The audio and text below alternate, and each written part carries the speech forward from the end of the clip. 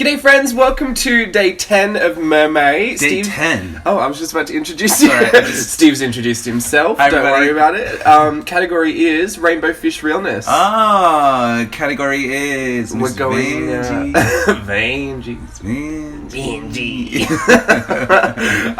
We're going for Rainbow Fish today. Very simple concept. Interesting execution on my part. I'm just going to go all out and say maybe this is one I'll retry if I want to go back and do it again. Yeah. Because... What did the end... I haven't seen the finished product with this. I used alcohol markers. Now, I've said this a million times before. You probably shouldn't use alcohol markers on anything but a smooth cardstock because, texture is kind of difficult to draw on anyway, but this will soak up the ink. Yeah. So it was okay. I could get my really smooth blends, but in the end, I feel like I wasted about $9 worth of ink. Oof.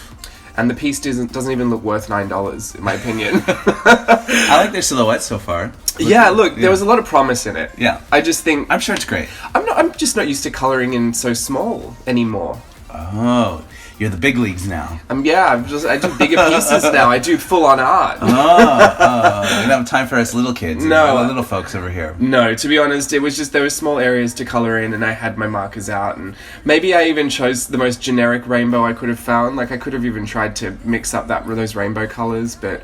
Look, it was an experience, it was an experiment, and it is what it is, Santa. Well, you live with it. It is what it is, Santa. I need to get a new coat. What is that from? Mariah Carey. Yeah, but what? When she's singing the... Yeah, she's singing Rockefeller. Okay, so there's two moments where she did... Because I've quoted you saying that in this video. So a couple years ago, this is happened on two different occasions. Mariah Carey, during Christmas time, goes out to sing All I Want for Christmas Is You. Now, we all know Miss Mariah is a goddess in her own right, and she is incredible and has inspired so many people. A friend of mine, my friend of mine, who I did a show with years ago, he lives in New York City. Under his resume, it says vocal training, it says all his vocal coaches, and at the end of it, says Mariah Carey. And people, the panel, the casting directors, they've asked him, Mariah Carey, and he goes, because she taught me everything I know. So yeah, anyway. Mariah kind of lost me at the emancipation of Me. Yeah, I think that was a bit much. Well, it's like she's trying to be experimental. Anyway, so... I want to say poor thing, but I don't think she's struggling. She's fine. She's happy. It is what it is. So anyway, after one of her performances of All I Want for Christmas Is You, it didn't go so well, and so over the mic she goes, "It is what it is, Santa." It's like, well, good for her for owning it. Look, and then I assumed that was the story, but I didn't know it for sure. And then the other one is same type of deal. It's Rockefeller Center. It's where all the kids are dancing around, and she was having trouble with her mic pack. Now, if any of you out there have sung with in-ear monitors, it is not easy and it is not fun. First of all, it's like singing with headphones in, but you're getting all of the sound. So you're getting your click track, you're getting all of your music, you're getting everything in there. So it sounds like a full speaker system happening, obviously, but it's dry sound. So there's no reverb in there. It just sounds like if you plug your ears and sang, that's what it sounds like. And on top of it, you can hear your mic, your voice coming through like it's coming through a microphone through the speaker. So it's a whole weird mess of what you listen to. So you just kind of have to trust that you're singing correctly and on key. It's not easy. It takes a lot of training. Anyway, so Mariah Carey's in-ears weren't working. So she goes behind to try to adjust her volume or whatever. Couldn't get them. So she decides to take off her coat, thinking that if she takes her coat off, she'll be able to kind of, adjust her mic. But she didn't realize, adjust her in-ears, that her in-ears were put on, clipped over her coat instead of underneath her coat. So when you wear a microphone or in-ears, you want to put it as close to your body as possible. So if it's underneath an undershirt or whatever, because then your regular clothes disguise it, essentially. She didn't do that. So when she took off her coat got caught in her in-ear pack, which I believe maybe messed up her ears completely, might have unplugged her in-ears or whatever. And so at the end of it, so she's trying to make light of the situation of what the whole song sounded like, and she said, "Haha, Merry Christmas, everybody. Looks like I need a new coat." So she blamed it on her coat. Anyway, that's the story. Poor thing. I mean, they've just got to stop taking her for Christmas events. Why? Her song is prolific. She's from New York, though. That song is literally in the canon of Christmas music. you know, it's up there with even like White Christmas. Like, Yeah. when you hear that ding, ding, ding, ding, ding, ding, you know, like you hear it right away, you know, when then the and you've lost everybody. Everybody's dead and gagged, ready for it. How did it became so popular because of Love Actually? I feel like maybe it came back like as a resurgence, but the song was always really was you know, well received and was popular. But I think after Love Actually came out in like what, 2005-ish? No, before that, 2002, 3, around there, maybe 2003. When Love Actually came out, I think it's when it kind of made a nice little resurgence. Well, luckily for her, she has other music, so she doesn't have to, you know, like it wasn't her one hit wonder, so the rest of her life she's singing that one song and she's super over it. Well, she's singing it every Christmas, so she's probably over it a little bit. I love Christmas. I love Christmas too, but you know, like they remastered that song with Justin Bieber. Like Mariah Carey, her second Christmas album was like another just reinterpretation of All I Want for Christmas Is You. Well, Anyway. speaking of fabulous divas, and all this rainbow's got me inspired to have a little bit of chat about RuPaul's Drag Race. Now, we're watching season 10, Yes. right? I've seen every season of Drag Race. I don't know if you've seen the earlier ones. I don't think I've seen the first two. I'm fascinated with it because it's drag queens, but it's like Project Runway meets America's Next Top Model meets Big Brother, The Real Housewives. Yeah, the whole thing. It's just a mess of reality TV competition shows put together. But I'm super into it. And who am I rooting for this season? I don't even know. I don't know. Can I give you a confession? What? Up close drag queens kind of freak me out. I used to be scared of drag queens. I think it's because they remind me, like, and this is no shade or no dissing anybody who's a drag queen or related to a drag queen, because I think what they do is incredible and it is a full art form in and of itself. But up close, it kind of reminds me of clowns. Really? Yeah, you know how like clowns can, like how people can be overwhelmed by clowns, like tall and big ones. Yeah. Like, so that's like when you see, like, I think from TV, like they look nice and demure, you know, but when you see them up close, there's like these 6 feet men with padding and everything. Yeah, with well, wigs sometimes and you hair. forget, like, to balance out the proportions, they become a lot larger. Yes. Look, also, like, these scene queens, I mean, I know they've always been around, but to be honest, when I was growing up, drag queens were always very theatrical looking, very Priscilla Queen of the Desert. Yeah. They all kind of had those, like, really savage eyebrows, and no one was doing this full-on, full fish realness fantasy makeup where they kind of look like women and like biological fashion women. models. Yeah.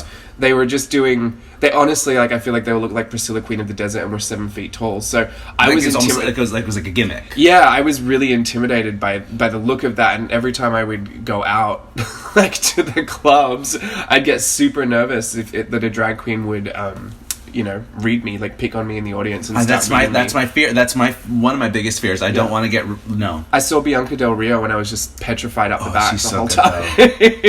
But yeah. I didn't want to go anywhere where she could see me from the stage. No, because she'll read you for filth. Yeah, well, that was the name. That was literally the point of her show. Yeah, the library's open. The Rolodex of hate. Look, the thing I love about drag queens is it's just, you know, it's for fun, right? Yeah. Like, it's just so lighthearted. I love that you can just take the mickey out of yourself, and everything doesn't have to be so serious all the time. Take the mickey for those of you people who don't understand what that is. It's just making fun of yourself. Just, like, rip into yourself. Like, you can't take yourself too seriously when you're 6'9" in full face. But yeah, so I'm really into it. I think I'm really into Ms. Cracker. Yeah, I like her. I'm into Asia O'Hara as well. Yeah, I like Miss Cracker a lot. I think she's funny. Aquaria did really funny in the Snatch Game, I thought. Which one is, like, maybe one of your, I don't know, one of your all-time favorite queens? Oh, I really enjoyed Bianca. I love Bianca. I also really enjoyed what's her face? I loved Violet Chachki's looks. I thought she was one of the most incredible, like, she was fascinating to look at. Yeah. Her fantasies. One queen that I didn't give enough credit to, and I kind of came into enjoying her after the season had aired, was Jinx Monsoon. Yeah, I actually loved Jinx Monsoon during her season. I felt bad for her. I was rooting for her because she was the underdog. Yeah, and I think I felt like the producers wanted me to root for her, and that's why I didn't. Yeah. I thought Alaska is probably one of the most professional queens as far as, like, picking up on the structure of the program and knowing how to play that game. I think she's one of the most incredible. Yeah, she's also super witty. You know who I really love is Trixie. I love Trixie Mattel. Trixie and Katya together that show. are a riot. Yeah, it's good times. But I think all-time favorite maybe Bianca Del Rio. Well, I think before Violet Chachki came along, Raja was who I used to watch for all the looks. Yeah.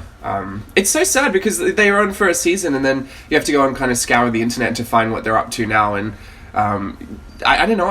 Maybe they should do they do All Stars. They do bring them back. Yeah. So that's fun to watch as well. All Stars 2 was by far the best season ever. Somebody was saying that literally this TV show, like RuPaul's Drag Race, has completely has been so prolific in shifting how we watch reality TV, how we watch TV in general, and just that whole. I think it's just very interesting that something that was so underground years ago has literally become a mainstream, that everybody talks about it, everybody quotes it. Yeah. Men, women, straight women, everybody. I have so many straight friends of mine who are obsessed with RuPaul's Drag Race. Yeah. And it makes it into the culture. Yeah. Which is so funny because drag has always been... RuPaul said that Drag Race was always anti-culture. Drag was always supposed to not be mainstream. But... So I feel like the show in that sense is kind of... it found a production budget and it's asking more of itself. And, now the show is literally... you go back and watch the first season, the lighting on that show blew out RuPaul's face. He looked like Hello Kitty, he had no nose. It is so good to go back and watch and to see the evolution of even the drag queens that go on the show. It used to be that you could rock up, make an outfit out of curtains and get some good critique on the stage for it. Right. Now we're 10 seasons in, over 100 queens have been down there. Queens have started making money on the tours that they go on after the show. You expect more, you need more. It's suddenly not impressive to have a glamour. Standard. Yeah. It's full 100% glamour. They come with full-on costumes and full looks. Looks.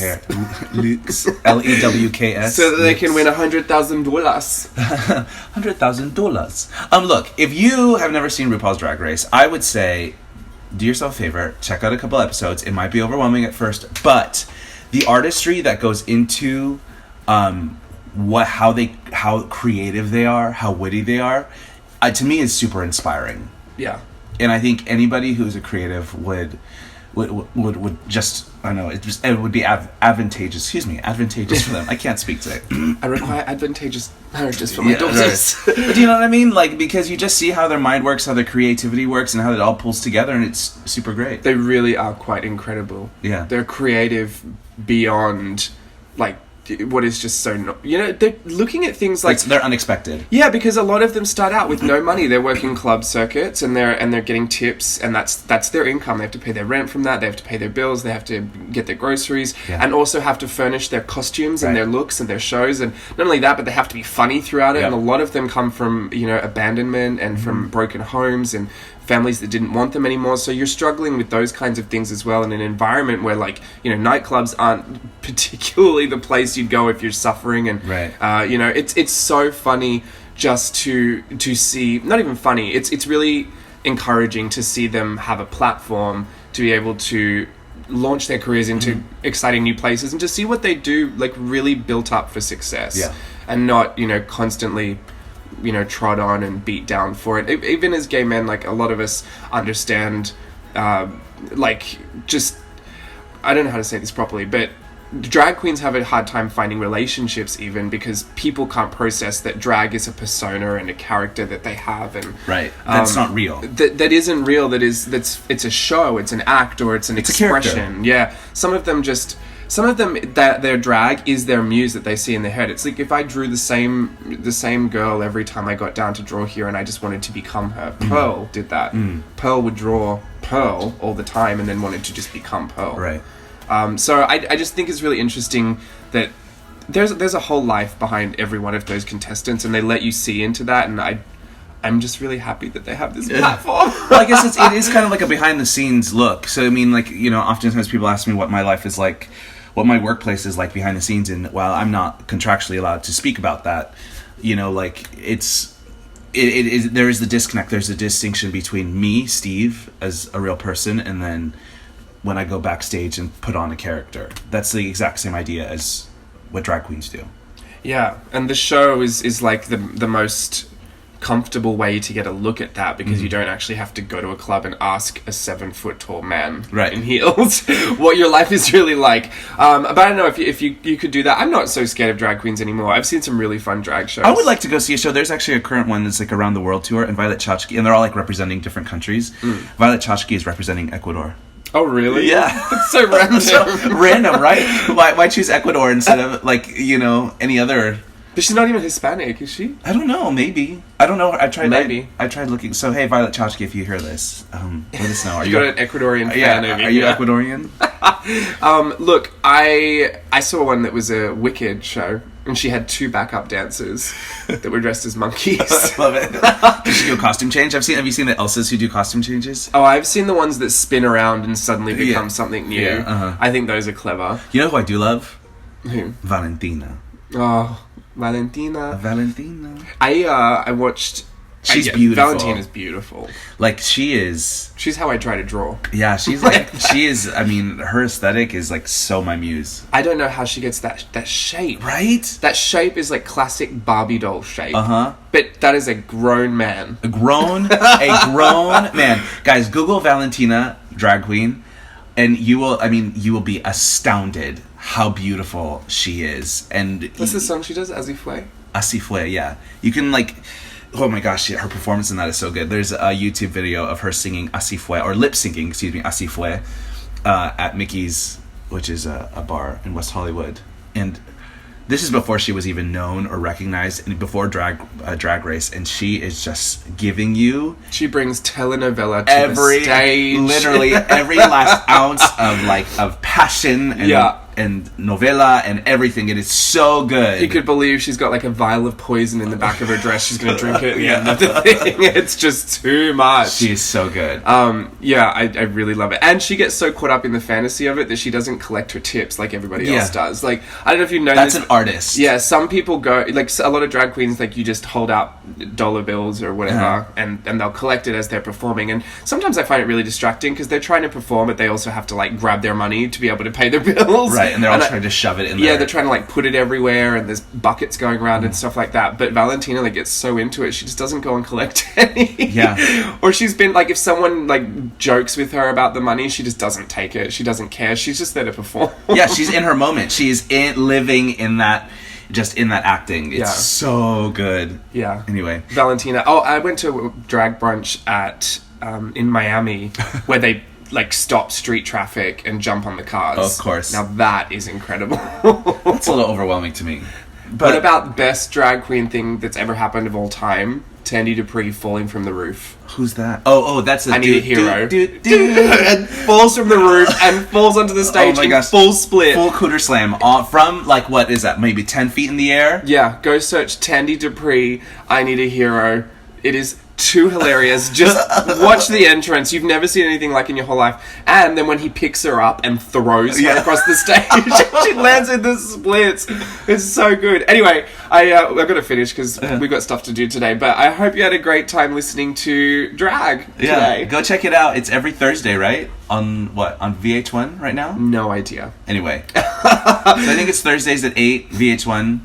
Either way, if you're not into drag, I hope maybe we educated you a little bit. Yeah, it's really at the end of the day, it's just a lot of fun. Yeah, and to be honest, we were a little, like, as gay men, we were still a little apprehensive towards it as well. So, but this is a good time, and you know, it like you can watch them transform from men into women. You see how they do their makeup; it's super inspiring and creative. Yeah, watch how they do their makeup, and then take those techniques and apply it to how you draw faces. Yeah, seriously, highlight, shadow, the whole thing. Honestly, really cool. Watch them baking. That's exactly wherever they put that powder, that's where your whites go, and wherever they put that dark cream, that's where your shadows go. You won't need to know anything else.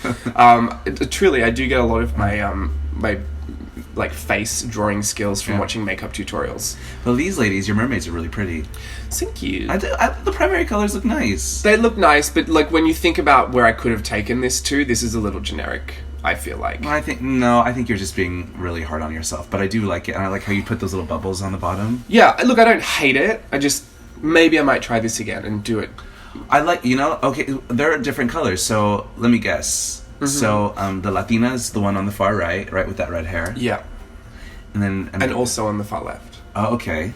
All right, and then we got 2 black girls. 2 black girls, and then that's an Asian girl. And the blonde is the Asian, yes. With that bob. It was really confusing to do a blonde bob on the Asian. They sometimes they have blonde hair. And the white chick has the red hair. Yeah. The orange hair. Perfect. So, yeah. I love them. They look great. There's no true message to it. Honestly, I just love using all those colors. I think they look great. Yeah, but again, I get this question all the time. If you're looking for the perfect dark skin, Copic markers, maroon, and light walnut are the ones you might want to look for. Or copper is one I used as well, I think. But yeah, either way. Thanks for watching today, and I'll be back again tomorrow. Yeah. Check out the Pixar Fest vlog and journal with me if you're into watching really hectic and overwhelming journal spreads come together. And then, yeah. All right. We'll see you tomorrow. Yeah, thanks for having me. Bye, guys. Bye. Have a good day.